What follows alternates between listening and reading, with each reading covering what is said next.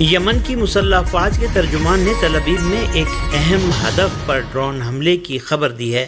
یمن کی مسلح افواج کے ترجمان نے تل ابیب میں ایک اہم ہدف پر ڈرون حملے کی خبر دی ہے۔ یمن کی مسلح افواج کے ترجمان بریگیڈیئر جنرل یحییٰ سری نے کہا ہے کہ مقبوضہ شہر یافا تل ابیب میں ایک اہم ہدف کو کئی ڈرون طیاروں سے نشانہ بنایا۔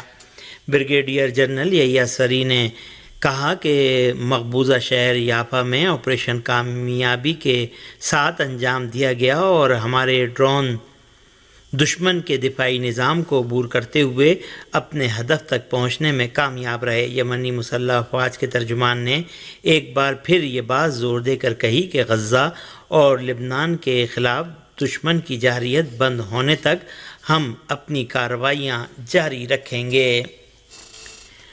لبنان کی اسلامی استقامت نے صہیونی حکومت کے فوجی اڈوں اور کالونیوں پر میزائلی حملے کیے ہیں۔ حزب اللہ لبنان نے ایک بیان میں کہا ہے کہ غزہ پٹی میں ملت فلسطین کی دلیرانہ استقامت کی حمایت اور لبنان و ملت لبنان کے دفاع میں اسلامی استقامت کے مجاہدین نے مزگاف عام صہیونی کالونی میں دشمن عناصر پر میزائل فائر کیے۔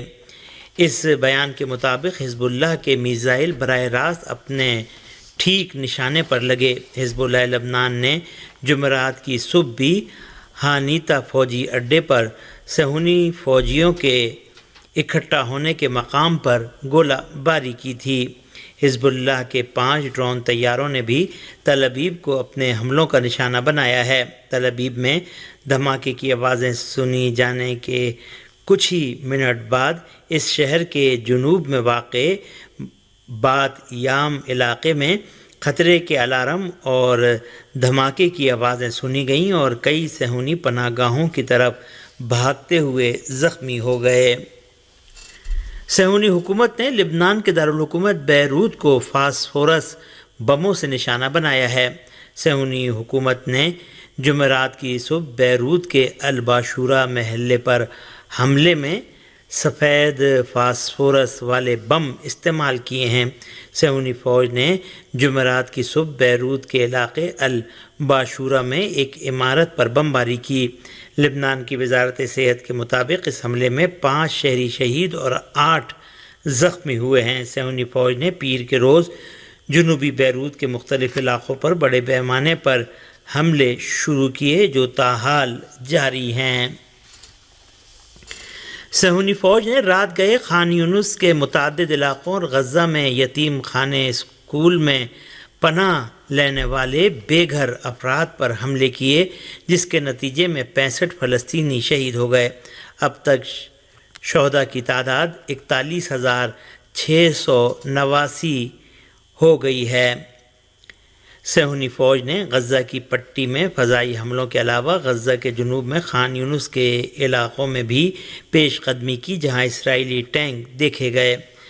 اسرائیلی ٹینکوں نے مشرقی اور وسطی خان یونس کے متعدد علاقوں پر حملے کیے جس سے کم از کم 40 افراد شہید اور درجنوں زخمی ہو گئے۔ غزہ شہر میں 2 فضائی حملوں میں کم سے کم 22 فلسطینی شہید اور طبی ماہرین نے بتایا ہے کہ غزہ میں بے گھر خاندانوں کو پناہ دینے والے اسکول پر ایک اسرائیلی حملے میں 17 افراد شہید ہو گئے۔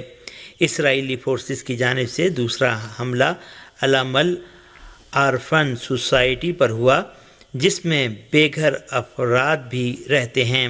اس حملے میں 5 افراد شہید ہو گئے۔ غزہ کی وزارت صحت کی جانب سے جاری بیان میں کہا گیا ہے کہ تقریباً 1 سال مکمل ہونے کے باوجود اسرائیل کے غزہ میں حملے جاری ہیں اور اسرائیلی مظالم کے نتیجے میں لاکھوں افراد بے گھر ہوئے ہیں۔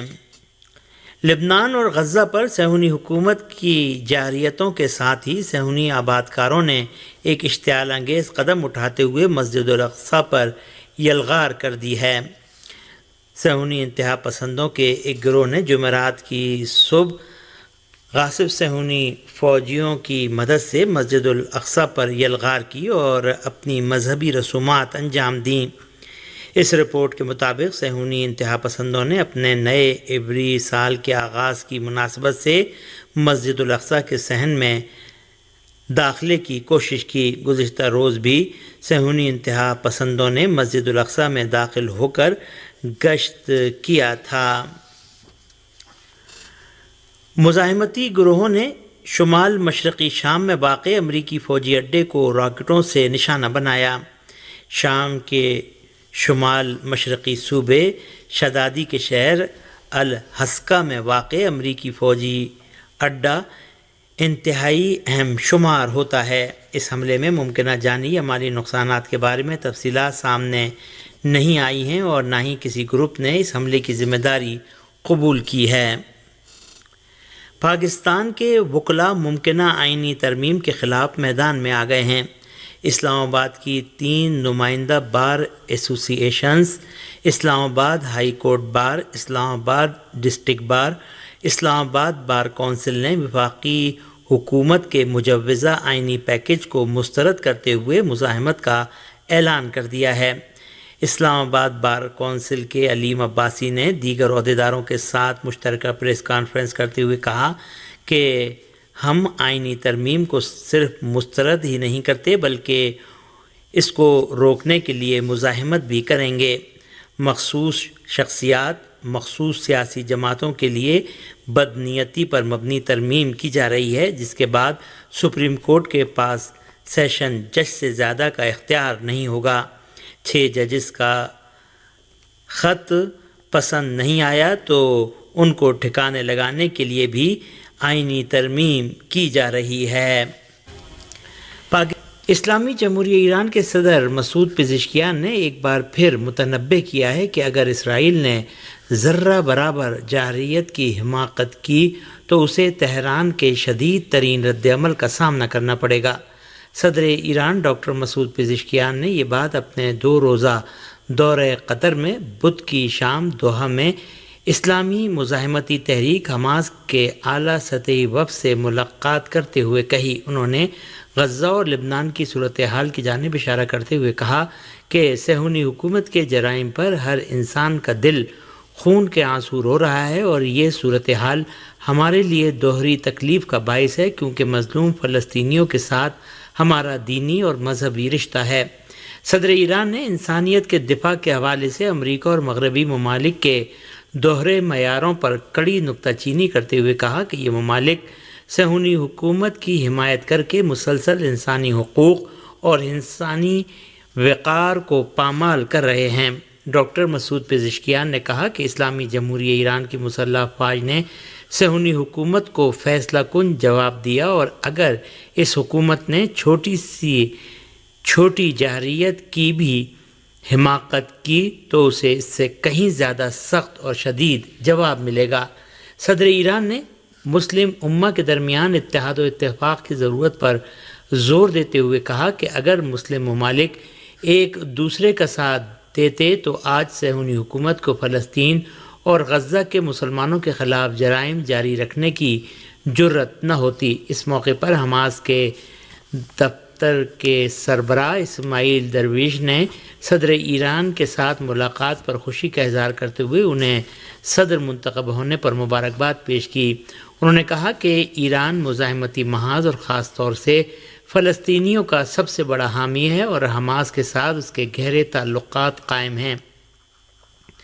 انہوں نے بعض اسلامی ملکوں کی جانب سے اسرائیل کے ساتھ تعلقات کی بحالی کی کوشش کو افسوسناک قرار دیتے ہوئے کہا کہ اس منصوبے کا مقصد مسئلہ فلسطین کو ہمیشہ کے لیے اسرائیل کے حق میں ختم کرنا تھا، لیکن تحریک مزاحمت نے پوری ہوشیاری کے ساتھ اس سازش کو ناکام بنا دیا۔ صدر مملکت نے امیر قطر کے ساتھ مشترکہ پریس کانفرنس میں اس بات پر زور دیا کہ ایران جنگ کا خواہاں نہیں ہے اور کہا کہ خطے کی سلامتی تمام مسلمانوں کی سلامتی ہے۔ ڈاکٹر مسعود پزشکیان نے تمیم بن حمد آل ثانی کے ساتھ مشترکہ پریس کانفرنس میں اس بات پر زور دیتے ہوئے کہ ایران ٹیکنالوجی کے میدان میں باہمی تعاون میں توسیع کے لیے تیار ہے، کہا کہ خطے کی سلامتی ہم سب مسلمانوں کی سلامتی ہے اور ہم جنگ کے خواہاں نہیں ہیں۔ صدر مملکت نے کہا کہ جب سے میں صدر منتخب ہوا ہوں میں یہ کہنے کی کوشش کر رہا ہوں کہ ہم امن و سکون کے خواہاں ہیں کیونکہ کوئی بھی ملک یا خطہ جنگ کے ساتھ ترقی نہیں کر سکتا۔ صدر ایران نے ایک بار پھر اس بات پر زور دیا کہ ایران جنگ کا خواہاں نہیں ہے بلکہ اسرائیلی ہے جو ہمیں رد عمل پر مجبور کرتا ہے۔ صدر پزشکیان نے کہا کہ اسرائیل نے حلف برداری کے دن ہمارے مہمان کو تہران میں قتل کر دیا۔ ہم سے کہا گیا کہ صبر سے کام لیں، ہم امن قائم کرنا چاہتے ہیں، اگر آپ جواب دیں گے تو صلح نہیں ہو پائے گی۔ ہم نے بھی امن و صلح کے لیے صبر کیا، لیکن یہ بزدل قتل و غارت گری سے دوری کے بجائے غزہ اور لبنان میں زیادہ جری ہو کر قتل و غارت گری کا بازار گرم کرنے لگے۔ انہوں نے کہا کہ اسرائیلی حکومت نے ایسے جرائم کا ارتکاب کیا جو تاریخ میں کسی نے نہیں کیے، اور ہم جواب دینے پر مجبور ہو گئے۔ اب اگر وہ کچھ کرنا چاہتا ہے تو ہم اس کا اور سخت جواب دیں گے۔ انہوں نے مزید کہا کہ ہم یورپی اور امریکی ممالک سے جو چاہتے ہیں وہ یہ ہے کہ اس علاقے پر جسے انہوں نے تھوپا ہے اس سے کہیں کہ قتل و غارت گری بند کرے، علاقے میں بدامنی نہ پھیلائے، کیونکہ یہ کسی کے حق میں نہیں ہے۔ امیر قطر شیخ تمیم بن حمد آل ثانی نے بھی اس پریس کانفرنس میں خطے میں کشیدگی میں کمی اور امن و سلامتی کے تحفظ کی ضرورت پر زور دیا۔